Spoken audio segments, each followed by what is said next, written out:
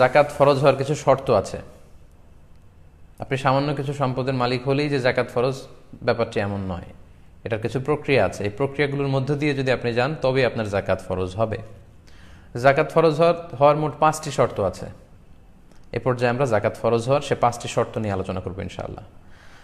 জাকাত ফরজ হওয়ার প্রথম শর্ত হচ্ছে নিসাব, অর্থাৎ একটা সুনির্ধারিত পরিমাণ আছে যে এই অ্যামাউন্ট, একটা শারিয়া কর্তৃক নির্ধারিত স্ট্যান্ডার্ড আছে, এই স্ট্যান্ডার্ড পরিমাণ সম্পদের মালিক হলে তবে আপনার উপর জাকাত ফরজ। এর নিচে যদি হয় তাহলে আপনার উপর জাকাত ফরজ নয়। এগুলো নিয়ে আমরা বিস্তারিত কথা সামনে বলছি। তাহলে প্রথম শর্ত হচ্ছে নিসাব পরিমাণ সম্পদের মালিক হওয়া। 2 নম্বর শর্ত হচ্ছে যেটাকে আরবিতে বলে হালানিল হাউল, 1 বছর অতিক্রান্ত হওয়া, সেটা চান্দ্র বৎসর, পুরো 1 বছর আপনার কাছে ওই নিসাব পরিমাণ সম্পদ থাকা, এটা হচ্ছে দ্বিতীয় শর্ত। 3 নম্বর শর্ত হচ্ছে আল মিলকিয়া, ওনারশিপ, সেটা আপনার সম্পদ হওয়া। 4 নম্বর শর্ত হচ্ছে আজিয়াদা, ওই সম্পদটা আপনার প্রয়োজনীয় সব কিছুর অতিরিক্ত হওয়া। 5 নম্বর শর্ত হচ্ছে আদামুদ্দুয়ুন, মানে আপনার খুব বেশি পরিমাণে ঋণ না থাকা। যে পরিমাণে সম্পদ তার চেয়ে বেশি যদি ঋণ থাকে তাহলে তো আগে ঋণ দিতে হবে, জাকাত দেওয়া লাগবে না। এই মোটামুটি জাকাত ফরজ হওয়ার এই 5টি শর্ত। তো এই 5টি শর্ত সম্পর্কে আমাদের বিস্তারিত শুনতে হবে। যদি বিস্তরভাবে আমরা না জানি তাহলে আমরা বুঝতে পারবো না যে কোন প্রেক্ষাপটে আমাদেরকে কিভাবে জাকাত আদায় করতে হবে। তাহলে জাকাত ফরজ হওয়ার 5টি শর্তের প্রথম শর্ত হচ্ছে নিসাব পরিমাণ সম্পদের মালিক হওয়া। আমরা তাহলে প্রথম শর্তটি দিয়ে শুরু করি। আমরা বলেছি যে নিসাব মানে হচ্ছে এমন একটা স্ট্যান্ডার্ড, এমন একটা শরীয়ত কর্তৃক নির্ধারিত স্ট্যান্ডার্ডাইজেশন করা হয়েছে যে এই পরিমাণ সম্পদ যদি কারো কাছে থাকে তার মানে বোঝা গেল সে নিসাব পরিমাণ সম্পদের মালিক হয়েছে, এটাকে বলা হয় নিসাব।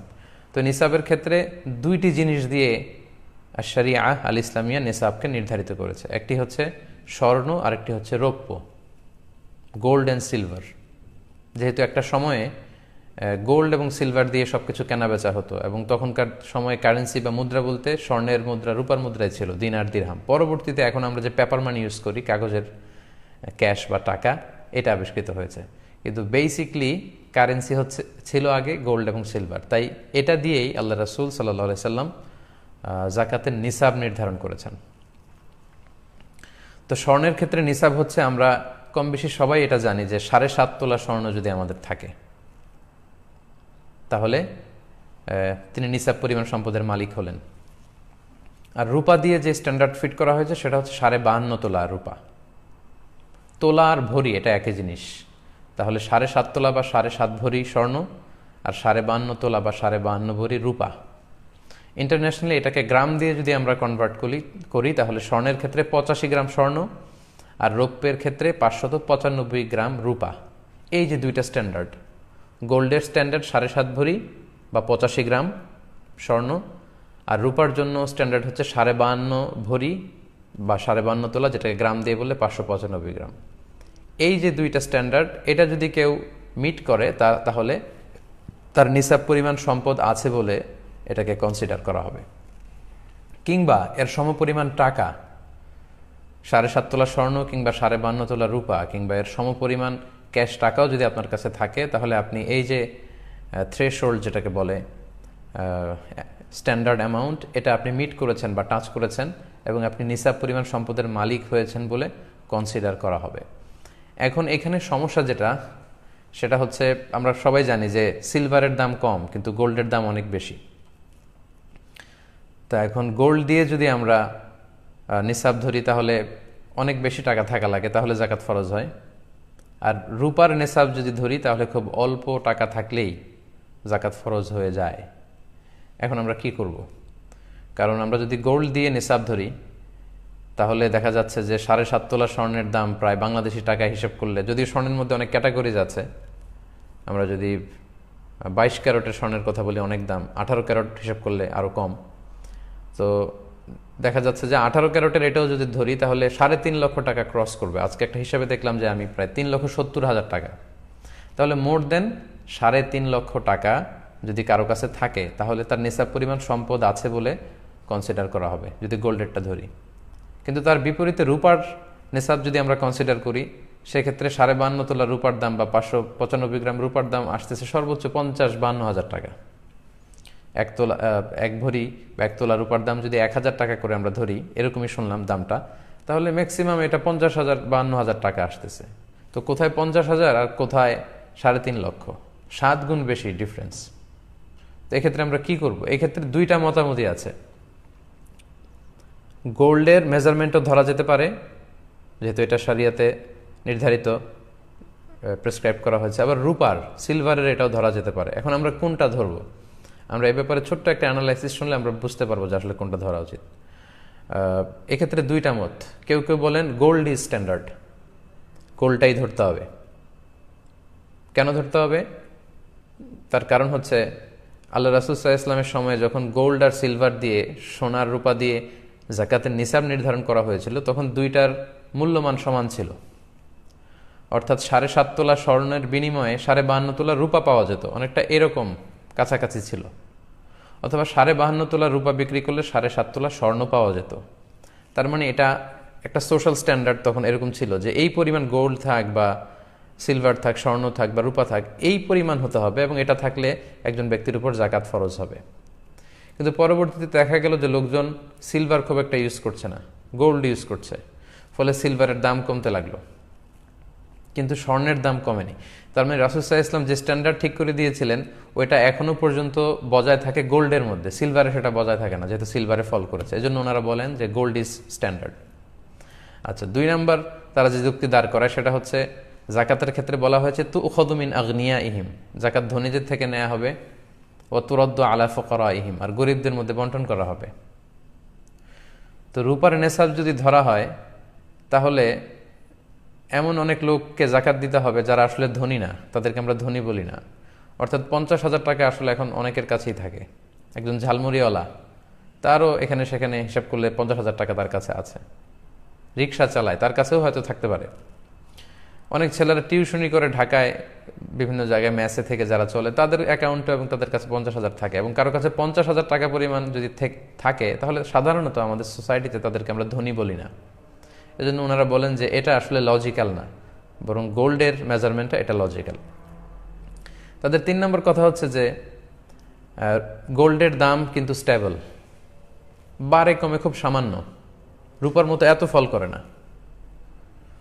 তো ওইটা স্টেবল ঠিকই আছে, রূপা কমতে শুরু করেছে। তাদের কথা হচ্ছে রূপা কমতে কমতে যদি আরও কমে যায়, দাম যদি অনেক কমে যায়, তখন এই যে থ্রেশহোল্ড বা এই যে স্ট্যান্ডার্ডটা দাঁড় হবে রূপার ক্ষেত্রে, সেটা অনেকটা হাস্যকর হবে যে এই পরিমাণ টাকা থাকলে যাকাত দিতে হবে, কিন্তু হাদিসে বলা হচ্ছে ধনীদের দিতে হবে। তো এই পরিমাণ টাকা কারো কাছে থাকলে তাদেরকে তো আমরা ধনী বলি না, এটা হচ্ছে ওনাদের যুক্তি। আর রূপাকে নেসাব ধরতে হবে যারা বলে, তাদের যুক্তি হচ্ছে যাকাতটা গরিবের হক। সো এমন নিসাব আমাদের ধরা উচিত যে এটা ধরলে গরিবরা বেশি উপকৃত হবে। আপনি যদি রূপার নিসাব ধরেন, অর্থাৎ 50-52 হাজার টাকা যদি আপনি নিসাবের অর্থ ধরেন, তাহলে অনেক লোককেই যাকাত দিতে হয়, ফলে একটা বিশাল সংখ্যক গরিব লোকেরা এ থেকে উপকৃত হবে, বেশি সংখ্যক লোক যাকাত দান করবে, ফলে উপকৃত হবে। তো রূপার নিসাবটা ধরলে যেটা লাভ হয়, দুই দিক থেকেই লাভ। যিনি যাকাত দিচ্ছেন তারও লাভ, যিনি নিচ্ছেন তারও লাভ। যিনি দিচ্ছেন তার লাভ হচ্ছে তিনি সওয়াব পেয়ে ধন্য হচ্ছেন, কারণ হাদিসে আছে যে এটা পাহাড় সম হয়ে ফিরে আসে, হাত্তা তাকুনা মিসলাল জাবাল। আপনি যে যাকাত দান করবেন এটা বিফলে যাচ্ছে না, এটা পাহাড় সমান বড় করে আল্লাহ তাআলা আপনাকে ফিরিয়ে দিবেন। আবার এই বিশ্বাসটা আমাদের থাকতে হবে। আর যিনি নিচ্ছেন, গ্রহীতা, তিনি উপকৃত হচ্ছেন আর্থিকভাবে। তাহলে রূপার নেসাব যদি এটাকে যদি আমরা স্ট্যান্ডার্ড ধরি, তাহলে দুই দিক থেকে সুবিধা, দাতা এবং গ্রহীতা উভয়ই লাভবান। দাতা লাভবান হচ্ছে আখিরাতে, এবং যেই লাভটা আমাদের খুব বেশি দরকার। আর গ্রহীতা লাভবান হচ্ছে দুনিয়াতে, দারিদ্রতা বিমোচনের ক্ষেত্রে এটা বিশাল একটা ভূমিকা পালন করবে। So with all this aspects and discussion, দুই দিকের সব যুক্তি তথ্যপাত্য আমরা পেশ করার পরে আমরা এই সিদ্ধান্তে আসতে পারি যে আমরা রূপার যে নেসাবটা, এইটা সাজেস্ট করা উচিত।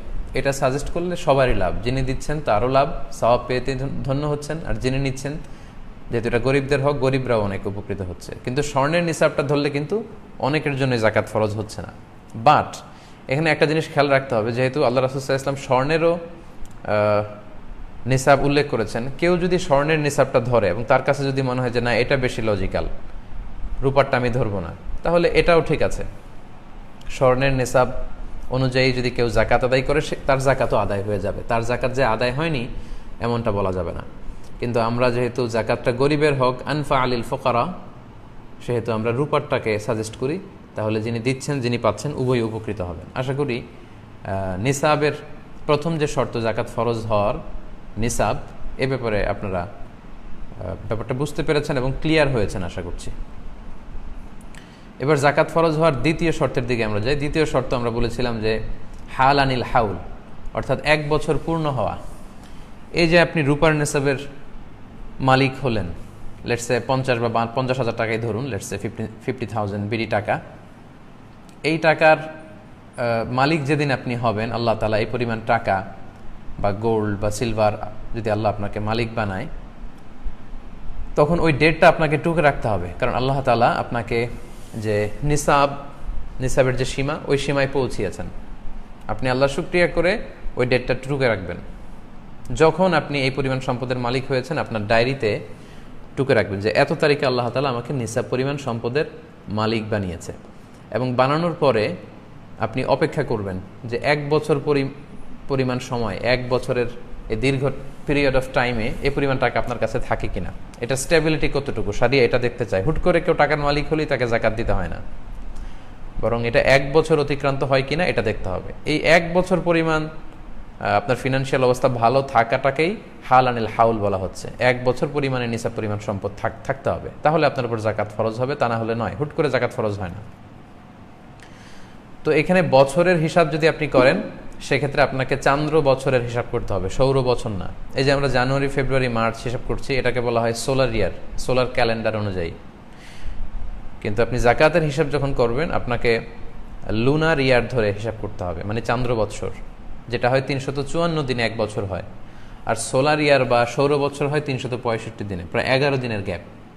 তাহলে 2 নম্বর শর্ত হচ্ছে হাল আনিল হাউল, এই সম্পদটা আপনার কাছে 1 বছর পরিমাণ থাকতে হবে। আশা করি এই ব্যাপারটাও বুঝেছেন। 3 নম্বর শর্ত হচ্ছে আল মিলকিয়া, আপনি নিসাব পরিমাণ সম্পদের মালিক হলেন, এটা 1 বছর আপনার কাছে আছে। কথা হচ্ছে এই সম্পদটা আপনার পরিপূর্ণ মালিকানায় আছে কিনা, যেটাকে ওনারশিপ বলে। যে সম্পদটা আপনার আছে, এই সম্পদের উপর আপনার কমপ্লিট ওনারশিপ এস্টাবলিশ হতে হবে, মানে এটা একেবারে আপনার নিজের হস্তগত, আপনার কাছে আছে বা আপনার আওতায় আছে, আপনি চাইলেই সেখান থেকে খরচ করতে পারেন, এরকম হতে হবে টাকাটা। এখানে যদি এমন হয় যে আপনার কাছে আমানতের টাকা আছে, কেউ আপনার কাছে 5 লক্ষ টাকা আমানত রেখেছিল, ওই আরেকজনের আমানতের টাকা থেকে কিন্তু আপনি আবার জাকাত দিয়ে দিতে পারবেন না, কারণ এই টাকাটা আপনার না। যিনি আপনার কাছে আমানত রেখেছিল, এটা তার টাকা, সো অন্যের আমানতের টাকা আপনি জাকাত দিতে পারবেন না। তাহলে 3 নম্বর শর্ত আমরা বুঝতে পারলাম যে ওনারশিপ থাকতে হবে, এটার মালিক আপনার হতে হবে। 4 নম্বর শর্ত হচ্ছে, আরবিতে এটাকে বলে আজিয়াদা, মানে অতিরিক্ত হওয়া। আপনার প্রয়োজনাতিরিক্ত হতে হবে এই সম্পদটা, আপনার কাজে লাগছে না, অলস পড়ে আছে, অতিরিক্ত টাকা, উদ্বৃত্ত টাকা। দেখেন ইসলামী শরিয়া কত সুন্দর ভারসাম্যপূর্ণ বিধান আমাদের জন্য ফিক্স করেছে। ইসলাম বলছে যে তোমার সকল খরচ, আপনার পার্সোনাল এক্সপেন্সেস যা আছে, আপনার ফ্যামিলি এক্সপেন্সেস, আপনার ট্রান্সপোর্টেশনের জন্য যে খরচ লাগে, আপনার অ্যাকোমোডেশন বা লিভিং কস্ট, যেই ফ্ল্যাটে আপনি থাকছেন ওই ফ্ল্যাটের ভাড়া আপনি ঠিকমতো দিতে পারছেন, আপনার বাচ্চাদের স্কুলিং, আপনাদের মেডিকেল এক্সপেন্সেস, যেটা চিকিৎসার জন্য যত খরচ, এসব যাওয়ার পরে, ইভেন আপনার হালাল এন্টারটেনমেন্টের পরে আপনি প্রতি বছর কোথাও ট্যুর করেন বা বেড়াতে যান, এগুলোর খরচও ঠিকঠাক মতো চলছে। অর্থাৎ আপনার খাওয়া দাওয়া, চলা ফেরা, বাচ্চাদের পড়াশোনা, একটা সম্মানজনক লাইফ লিড করার পরে যদি প্রতি মাসেই আপনার কাছে এরকম 50-52 হাজার টাকা অতিরিক্ত থেকে যায় এবং এটা পুরো বছর ব্যাপী আপনার কাছে থেকে যায়, ঠিক তখন আপনার উপর জাকাত ফরজ হয়, এর আগে না। অর্থাৎ আপনার নিত্য প্রয়োজনীয় সব কিছু খুব স্মুথলি, আপনার life leading system is very smooth, খুব স্মুথলি আপনি সব কিছু করছেন, আপনার কোনো সমস্যা হচ্ছে না, সব চাহিদা আপনি ফুলফিল করতে পারছেন। তারপরেও কিছু টাকা, নিসাব পরিমাণ টাকা যদি আপনার কাছে থেকে যায়, ঠিক তখনই শরিয়া আপনার উপর জাকাতকে ওয়াজিব করে, তার আগে নয়। তাহলে 4 নম্বর শর্ত আমরা জানলাম যে এটা আপনার অতিরিক্ত, কাজে লাগছে না, অলস টাকা, উদ্বৃত্ত টাকা পড়ে আছে, ওইটার উপর জাকাত ফরজ, আপনার প্রয়োজনীয় টাকা থেকে জাকাত দিতে বলা হয়নি। তাহলে 4টা শর্ত আমরা জানলাম। এবার জাকাত ফরজ হওয়ার সর্বশেষ শর্ত হচ্ছে আদামুদ্দুয়ুন, ঋণ না থাকা। আপনার কাছে টাকা আছে ঠিকই, কিন্তু আবার ঋণও আছে বিশাল পরিমাণ, যে পরিমাণে টাকা আছে তার চেয়ে যদি বেশি ঋণ থাকে তাহলে আপনি জাকাত দিবেন না, আগে ঋণ দিবেন। তো এই পরিমাণ ঋণ থাকলে আপনার উপর জাকাত কিন্তু ফরজ হয় না। ঋণের ক্ষেত্রে কয়েকটি বিষয় খুব ভালো করে আমাদেরকে বুঝে নিতে হবে। ঋণের কিছু ধরন আছে, কিছু ক্লাসিফিকেশন আছে। এক ধরনের ঋণ হচ্ছে যেটা আমাকে একবারে পরিশোধ করে দিতে হবে। আপনি যেদিন জাকাত হিসেব করবেন ওই দিন এই ঋণটা আপনি আপনার মূল অ্যাসেট থেকে বাদ দিতে পারবেন। যেমন ধরুন আপনি জরুরি একটা কাজে আপনার বন্ধুর কাছ থেকে 1,00,000 টাকা নিয়েছিলেন এবং বলেছিলেন যে 2-3 মাস পরে আপনি তাকে ফেরত দেবেন। তো আজকে আপনার জাকাতের হিসাব করার ডেট, তো 2-1 মাসের মধ্যেই আপনাকে ওই 1,00,000 টাকা আপনার বন্ধুকে ফেরত দিয়ে দিতে হবে। তখন আপনি আপনার মূল অ্যাসেট থেকে এই ঋণের টাকাটা বাদ দিতে পারবেন, যেটা আপনাকে একবারে পরিশোধ করতে হয়। আচ্ছা, এটা বোঝা গেল। এবার আসি, কিছু ঋণ আছে একবারে পরিশোধ করতে হয় না, কিস্তিতে পরিশোধ করতে হয়, যেটাকে ইনস্টলমেন্টে যেই ডেটটা আমরা দিয়ে থাকি। এরকম অনেক সময় হয় যে আমি কিস্তিতে গাড়ি কিনলাম, 10 বছরের কিস্তি, প্রতি বছর আমাকে এত এত টাকা দিয়ে দিতে হবে। সেক্ষেত্রে আপনার পুরো ঋণের টাকা কিন্তু আপনি বাদ দিতে পারবেন না। কারণ বাংলাদেশে এরকম অনেক সিআইপি আছে, অনেক বড় বড় ব্যবসায়ী আছে যারা হাজার হাজার কোটি টাকা ব্যাংক থেকে ঋণ নিয়ে থাকে। তারা যদি জাকাত হিসাব করার সময় বলে যে আমার তো ঋণ আছে, আমি জাকাত দেব না, তাহলে তো উনি আর জাকাত দিবে কি? উনারই আরও জাকাত দেওয়া লাগবে, কারণ ঋণগ্রস্ত ব্যক্তিকে তো জাকাতের টাকা দিয়ে হেল্প করা যায়। তো এই ধরনের বড় ব্যবসায়ী যারা আছে ওনারা এটার আওতাভুক্ত নয়। এখানে আমি স্বাভাবিক ঋণের কথা বলছি। আপনার জরুরি প্রয়োজনে, বেসিক নিডস পূরণের জন্য আপনি যেই ঋণ করেছেন, সেই ঋণ যদি কিস্তিতে পরিশোধযোগ্য ঋণ হয়, ইনস্টলমেন্টের ঋণ হয়, সেক্ষেত্রে আপনি পুরো ঋণের টাকা বাদ দিতে পারবেন না। আপনি বাদ দিবেন হচ্ছে ম্যাক্সিমাম 12 মান্থস, 12 মাসের ঋণ। কারণ জাকাতের হিসাবটা হচ্ছে এটা ইয়ারলি একটা ক্যালকুলেশন, 1 বছরের হিসাব। তো সামনের 1 বছরে আপনার কত টাকা কিস্তিতে ঋণ পরিশোধ করতে হবে সেটা আপনি বাদ দিতে পারবেন, মানে 12 মাস। 12 মাসে আপনি কত ঋণ পে করবেন শুধু অতটুকু বাদ দিতে পারবেন, এর চেয়ে বেশি আপনি বাদ দিতে পারবেন না। আর ঋণের ক্ষেত্রে 3 নম্বর কথা হচ্ছে, কোনো লাক্সারি আইটেম কেনার জন্য যদি আপনি ঋণ করেন, ধরুন আপনার গাড়ি আছে, এরপরও আপনি আপনার শখের জন্য ঋণ করে 5 কোটি টাকা দিয়ে একটা গাড়ি কিনলেন, ওই ঋণ কিন্তু বাদ দেওয়া যাবে না জাকাত থেকে। কারণ আপনি লাক্সারি পণ্যের জন্য ঋণ করেছেন। আপনার একটা বাংলো বাড়িতে আপনি থাকেন, অপ্রয়োজনে আরও কয়েকটা বাংলো বাড়ি ঋণ করে কিনলেন, সেই ঋণের টাকা জাকাতের হিসাব থেকে কিন্তু আপনি বাদ দিতে পারবেন না। আশা করি এই ঋণের পয়েন্ট আপনারা বুঝতে পেরেছেন। তাহলে এই 5টি শর্ত যদি কারোর মধ্যে পাওয়া যায়, সে নিসাব পরিমাণ সম্পদের মালিক হয়েছে এবং সেটা 1 বছর পূর্ণ হয়েছে, পাশাপাশি ওটার উপর পরিপূর্ণ তার ওনারশিপ ছিল, এস্টাবলিশমেন্ট হয়েছে, এবং এই টাকাটা তার অতিরিক্ত কাজে লাগছে না, অলস পড়ে আছে, এবং তার ঋণ নেই। এই 5টি শর্ত যদি কারোর মধ্যে পাওয়া যায় তাহলে সেই ব্যক্তির উপর জাকাত ফরজ। তাহলে জাকাত ফরজ হওয়ার যে 5টি শর্ত, আশা করি এই আলোচনার মধ্য দিয়ে আপনারা বুঝতে পেরেছেন।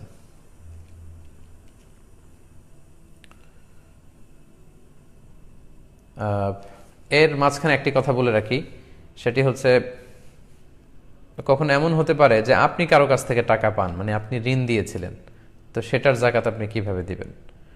সেটার নিয়ম হচ্ছে, যদি সেই টাকাটা পাওয়ার আশা থাকে, যে না আমার পাওয়ার সম্ভাবনা আছে, তাহলে ওইটার জাকাত আপনাকে দিতে হবে। যখন আপনি জাকাত হিসাব করবেন সেটাও হিসাব করে দিয়ে দিবেন। অথবা যখন আপনি হাতে পাবেন তখনও দিতে পারেন। সেক্ষেত্রে পিছনের যত বছর, 1 বছর, 2 বছর, 3 বছর যদি পরে পান, ওই 3 বছরের জাকাত হিসাব করে আপনাকে দিয়ে দিতে হবে। কিন্তু যদি এমন হয় কাউকে আপনি ঋণ দিয়েছেন টাকা, কর্জে হাসানা, কিন্তু বেচারা আর সে টাকা দিতে পারবে না, এবং আপনিও নিরাশ, আশা ছেড়ে দিয়েছেন যে এই টাকা হয়তো আর পাওয়া যাবে না, সেক্ষেত্রে জাকাত ক্যালকুলেশন করার সময় সেই টাকাটার হিসেবে আনা লাগবে না। তাহলে সম্মানিত দর্শক ও শ্রোতাবৃন্দ, আমরা ইতিমধ্যে জানতে পেরেছি যে কাদেরকে আমরা জাকাত দিতে পারবো না, এবং আমরা জানতে পেরেছি যে জাকাত ফরজ হওয়ার শর্ত কি কি।